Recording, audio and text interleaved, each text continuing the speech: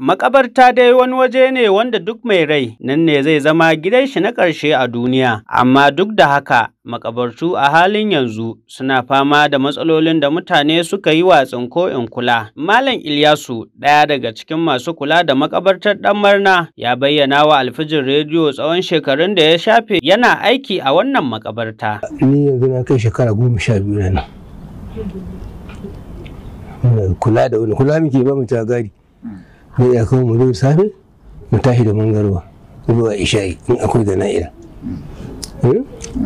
Tun da muka tashi ba wani albashin da ake bamu. Mu dai masu kula da Ɗanmarna ne kawai.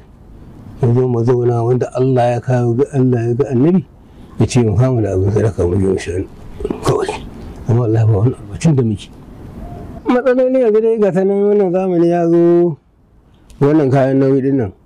Duk makabartun da galibin ɗinsu akwai alama